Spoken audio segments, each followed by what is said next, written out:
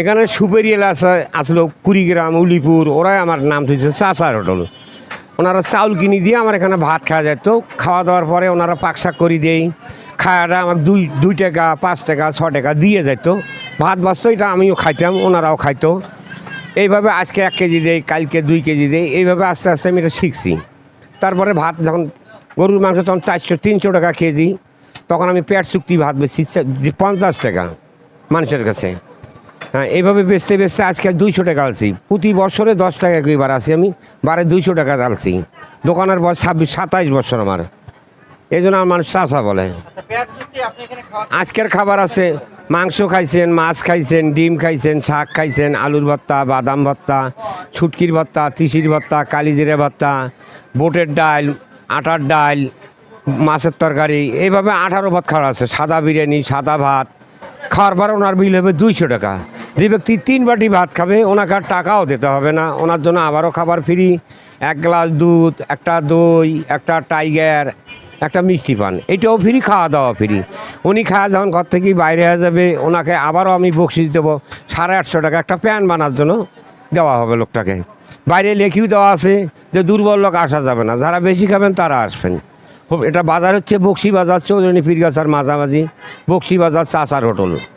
প্রতিদিন রাত 3:10 খুলি, বিকেল 4:10 বন্ধ হয়ে যায়। শুক্রবার বন্ধ থাকাবো দোকানটা, শুক্রবার কেউ আসবেন না।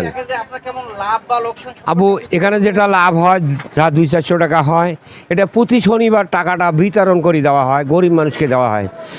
ভোর থাকি সকাল 10টা পর্যন্ত ফকিরের খাবার আছে, খাওয়ার পর ওনাকে 10 টাকা ভিক্ষে দেবো।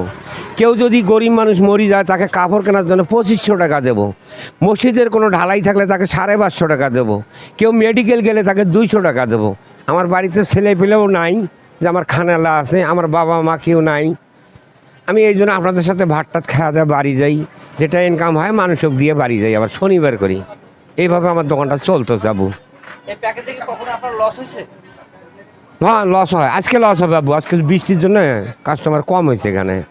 আপনি আমার ঘরে ঢুক পেরে পেলেন না, এখানে অনেক লোক প্রতিদিন 400-500 লোকের খাবার ম্যানেজমেন্ট করা এখানে থেকে জানছি। আবার হলো আপনার পাশাপাশি এলাকা, এই জন্য আমরা জানছি হলেশুগঞ্জ। অনলাইনে দেখেছি অনেকবার, টিভিতে। নলডাঙ্গা। আলহামদুলিল্লাহ অনেক ভালো, এর পূর্বেও আমরা আসছিলাম। আর হ্যাঁ, ভালো আছে ইনশাল্লাহ। এখানে আমরা এসে যে জানতে পারলাম, চাচার হোটেলের পরিচালনার দায়িত্বের কাছ থেকে জানতে পারলাম, এখানে 200 টাকার মধ্যে পেট চুক্তি অথবা প্যাকেজে যে খাবারটা খাওয়ানো হচ্ছে, 18 পদের খাবার থাকতেছে। পোলাও থেকে শুরু করে, সাদা ভাত থেকে শুরু করে আপনার মাছ।